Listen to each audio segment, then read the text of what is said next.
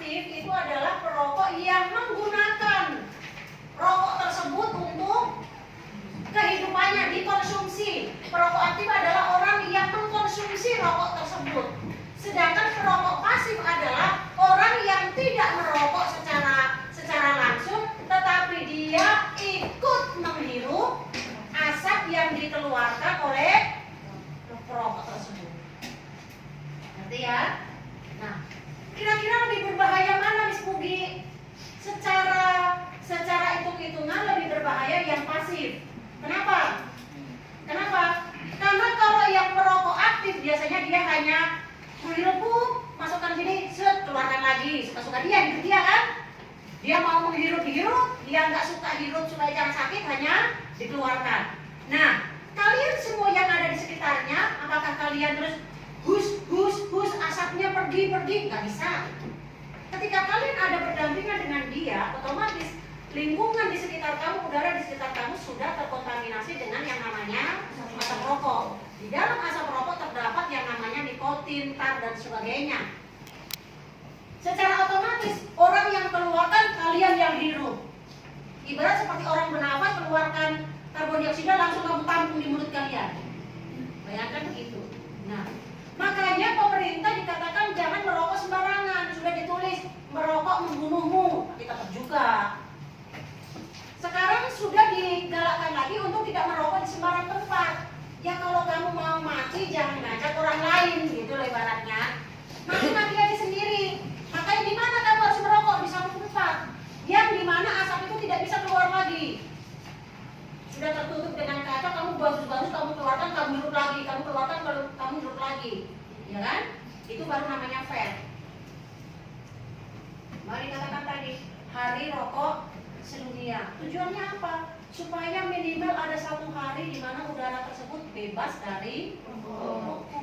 Gitu loh. Tujuan itu baru dari rokok. Itu sudah menimbulkan kecanduan. Masuk ke alkohol.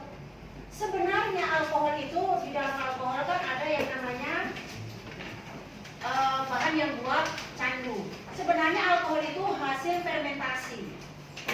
Ada di tape, ada alkoholnya. Kalau kalian nanti praktik buat tape, misalnya kalian simpan 3 hari, fermentasi 3 hari, terus kamu buka, terus kamu langsung hirup, gitu, langsung nge-fry. Kenapa? Karena itu alkoholnya tinggi.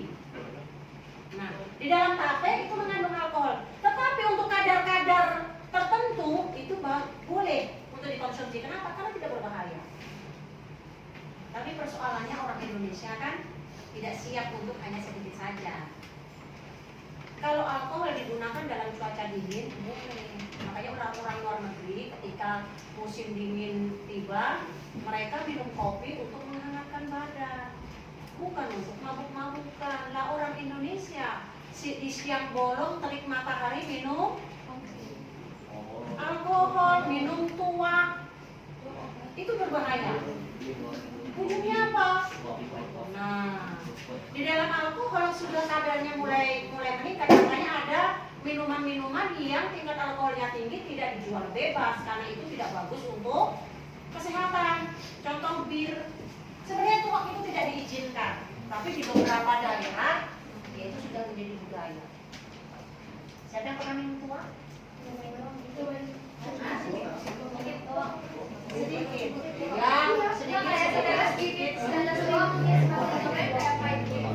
Ya, tuak, arak, whisky, ya, hati-hati untuk diminum. Itu menimbulkan kecanduan. Setelah itu nanti menimbulkan orang nge-fry itu konsentrasinya sudah tidak mulai bagus. Ya, sudah mulai tidak bagus, sudah mulai nggak sadar, makanya suka ngomong sendiri. Maaf kata, nanti dipikirnya sudah di rumah, buka baju sendiri, di jalan, ternyata nggak pakai baju, pikirnya sudah di rumah, di pinggir jalan terlentang tidur. Kenapa? Karena dia tidak sadar yang di pikiran dia seperti tadi, seperti seorang merasa saya sudah di rumah. Betul loh ya? Merasa sudah di rumah padahal masih di jalan. Karena itu tadi aromanya sudah dikuasai oleh alkohol. Anggur merah yang seperti apa? Kamu baca saja tingkat alkoholnya berapa. Kalau itu ya jangan. Tapi ada tapi kalau bisa anggur benar-benar anggur. Anggur biasa kalau tidak difermentasi tidak ada. Kan alkohol itu kan hasil fermentasi. Tapi kalau singkong, tapi kan terbuat dari singkong, ya kan? Kalau kamu rebus singkongnya, itu tidak ada persoalan. Tetapi ketika sudah masuk kepada materi fermentasi, berarti tape difermentasi, berarti ada ragi. Nah, fermentasi itu kan namanya peragian. Ada ragi, ada glukosa, bertumbuh menjadi satu, melakukan reaksi kimia. Salah satu yang dihasilkan adalah alkohol. Itulah yang menimbulkan kecanduan. Ngerti ya? Jadi di situ letak bahayanya. Tapi kalau tape makan sepotong, 2 potong, 3 potong ya nggak apa-apa. Walaupun ada alkoholnya itu tidak persoalan. Tetapi kamu begitu makan tape, minum anggur, minum tuak itu enggak. Apalagi setelah makan tape minum bodrex. Nah. Terus masuk kamar, lihat di sini suara putih-putih.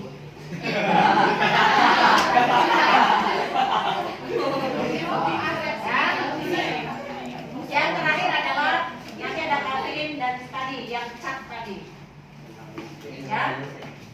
Kafein itu ada di kopi, teh dan sebagainya. Selama itu terbuat dari bahan kopi, teh dan coklat pasti mengandung kafein. Hanya kadarnya berapa? Ya. Terus bagaimana kalau di Starbucks? Kan yang buat tahu berapa pemakaian kopinya. Kan mereka timbang.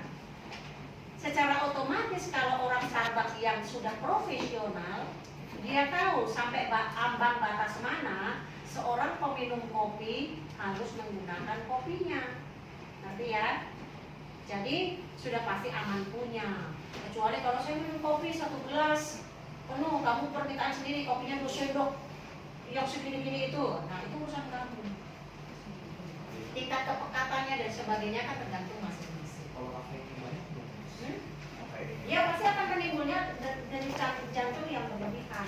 Secara psikis akan semakin justru menimbulkan banyak kecemasan. Walaupun kita nggak tahu yang kita cemaskan apa, tetapi karena tingkat kerja jantung cepat, kita sedang berpikir ada apa ya, tingkat kekhawatiran atau kecemasan walaupun tidak ada hal yang perlu dicemaskan, tetapi itu efek daripada kafein tersebut. Ya jangan, nanti reaksi kimianya ya. Jadi mulai hari ini kita belajar zat adiktif supaya kalian semua tahu bahwa tidak semua hal yang ada di muka bumi ini boleh kita konsumsi secara suka-suka. Gua mau minum whisky, kenapa? Kan gua bayar, ini duit gua, gitu ya? Ya betul, duit kalian. Tetapi disampaikan kepada kita semua bahwa tidak semua hal yang ada di depan mata kita berguna buat kesehatan kita. Selama itu berada pada batas yang sewajarnya, silakan. Selama itu berguna buat hidup kalian, silakan. Tetapi selama itu tidak berguna buat tubuh, apalagi buat kesehatan kita, kalau bisa jangan. Terus bagaimana Miss Bumi? Saya kan tidak merokok, tapi saya kan bisa menghirup. Nah, setiap pergi kemana-mana gunakan masker. Masker ditempel pakai tisu dan sebagainya. Kenapa lagi ya? Kenapa perusahaan rokok itu apa nggak ada itu? Padahal kan udah tahu ya penyakit kita. Yang pertama itu bicara tentang nilai ekonomi. Ya, kita tidak bisa melarang orang buat apapun. Ya, tetapi persoalannya adalah kamu mau tidak tanpa pabriknya ditutup. Kalau kita semua tidak mengkonsumsi itu, secara otomatis pabrik akan tutup dengan sendirinya, ya kan? Tetapi kalau kita bilang tutup, kan orang bisa sembunyi-sembunyi selama tembakau diproduksi, orang dulu juga pabrik rokok nggak ini, tetapi saya ingat bapak saya tidak beli rokok, tapi dia bisa buat rokok. Kan tanam tembakau, dikeringkan, potong kecil-kecil loh. Saya dulu ahlinya potong tembakau kecil-kecil itu. Potong kecil-kecil, setelah itu ditambah dengan ditaburin apa tuh? Kalau orang Jawa namanya ubur, nggak ngerti saya namanya apa. Itu terus tambah apa nggak ngerti saya. Terus digulung pakai kertas namanya kertas sigaret.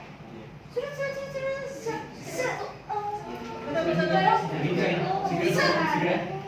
Ada pabrik rokok tidak? Nah, ya.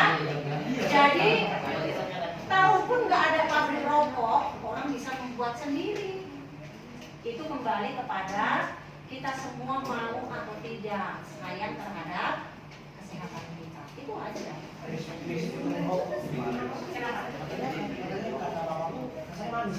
Untung rokok. Oh, sebenarnya ujungnya itu adalah filternya. Makanya dikatakan kan ada rokok berfilter, ada rokok tanpa filter. Rokok yang tanpa filter itu yang lebih murah. Kalian gimana cara? Nah, yang digambar itu bawahnya itu yang bilang coklat itu namanya filternya. Itu sebenarnya terbuat dari butir busa gitu. Jadi sekali kalian hirup itu sebenarnya tidak langsung masuk semua, artinya disaring. Zat-zat yang akan dihirup oleh mulut kalian dengan asap itu disaring duluan.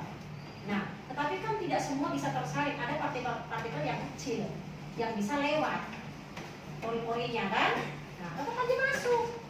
Hanya memang tidak 100% blem masuk mulut. Tapi yang tanpa filter artinya apa? Begitu mulut ketemu dengan tembakaunya, dan kan langsung bles seperti itu.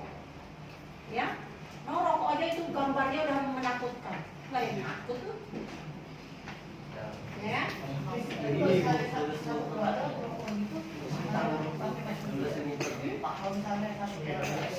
Ada yang rokok? Ya kalau memang kamu tidak mau ini ya kamu jangan tinggal di dalam ruangan tersebut. Kalau perlu buat pasang kipas supaya udaranya keluar dan kamu jangan ada di ruangan tersebut. Kan kamu tidak buat misalnya papamu merokok misalnya, terus bapak pergi dari sini. Kan tak mungkin. Ya kan? Nah, pasti bagaimana caranya? Ya sudah. Ya? Oke? Ngerti ya? Jadi mulai hari siapa yang berencana untuk merokok? Ada rencana besok? Tidak. Siapa yang berencana minum tua hari ini? Siapa yang berencana minum kopi? Saya.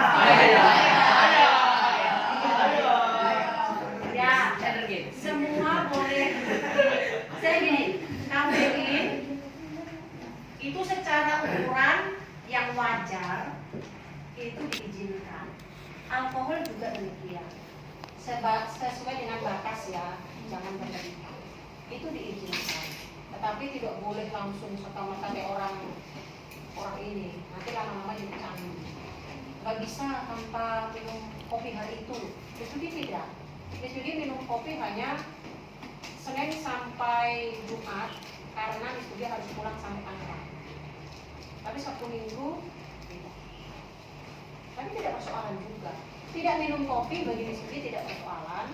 Minum kopi yang menolong untuk tidak ngantuk. Itu aja.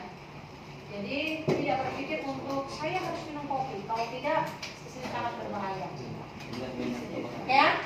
Terus yang tadi yang katanya tadi benar nggak bisa dilatih dengan orang apa? Kamu lihat saja komposisinya seperti apa.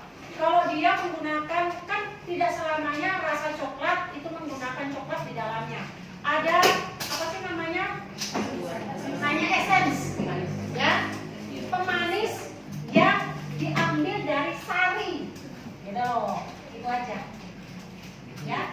Jadi itu yang kalian perlu, makanya kalian ketika beli segala sesuatu jangan hanya sekedar beli saya suka, gitu. Dilihat, baca dulu. Yang penting itu komposisinya, ya.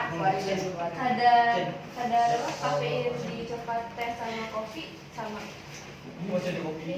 Miss Ugi belum cek ya secara ini sama atau tidak. Miss Ugi tidak cek. Itu kayaknya Miss Ugi kenal kopi.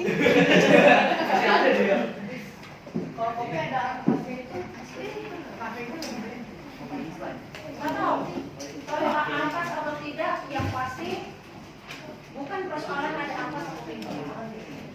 Ya, kan kopi yang asli kan pasti ada ampasnya.